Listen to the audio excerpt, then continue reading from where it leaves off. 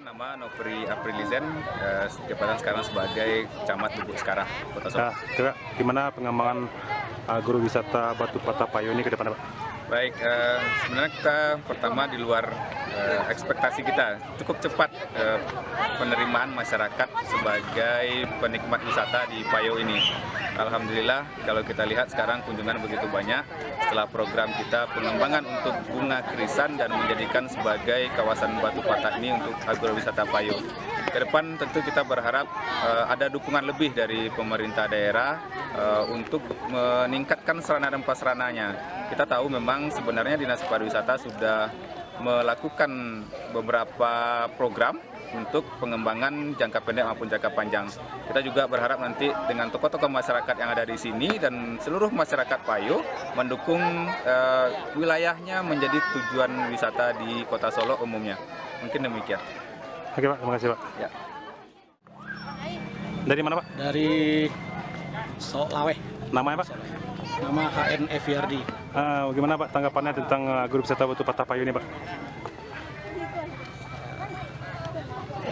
Agrowisata Batu Patah Payo sangat luar biasa. Merupakan kawasan wisata yang sangat potensial untuk dikembangkan karena memiliki view atau pemandangan yang cukup indah, di mana dari sini dapat dilihat Danau Singkarak yang sangat elok apabila dilihat dari kawasan agrowisata Batu Patah Payo ini.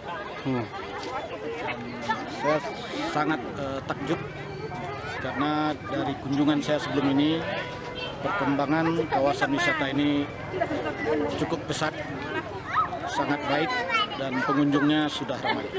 Mudah-mudahan ke depan pemerintah Kota Solo bisa lebih mengembangkan sehingga masyarakat Kota Solo tidak perlu jauh-jauh untuk melakukan repressing, untuk mengendorkan urat-urat saraf setelah melakukan aktivitas sehari-hari ini.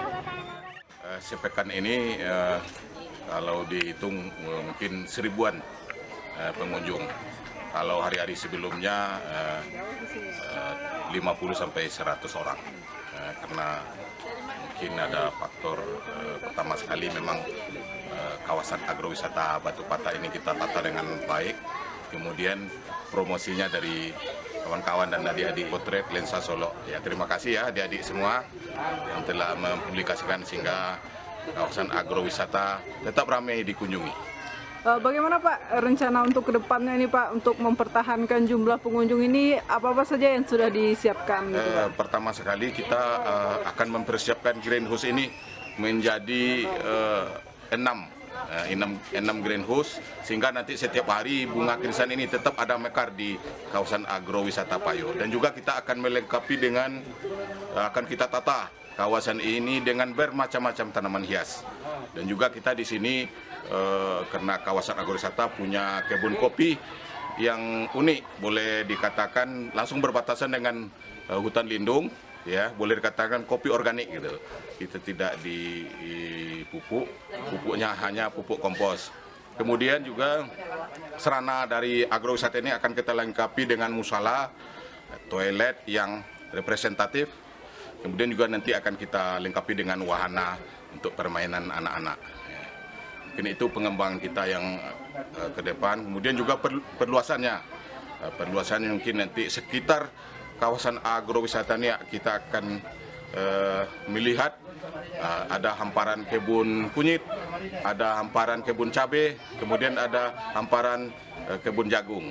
Jadi mungkin karena agrowisata kita akan lengkapi dengan kawasan-kawasan nanti dengan beberapa macam komoditi pertanian. Baik, terima kasih Pak. Iya. Ya, untuk Bapak Syahrul Pak, sebagai masyarakat Payo ini Pak, harapan Bapak terhadap objek wisata Batu Patah sendiri apa Pak? Kalau harapan saya semungkinnya agrowisata Batu Patah ini dari hari ke hari bertambah ramai, dan dari hari ke hari dan dari bulan ke bulan bertambahlah kemajuannya. Dan terus bangunannya ini kalau kita negeri kita ini masih sehat walafiat, dan dengan badan bapak pengusaha kita lah beberapa orangnya tidak disebutkan nama itu. Mesti ada kegiatannya untuk wisata agrowisata Payo ini.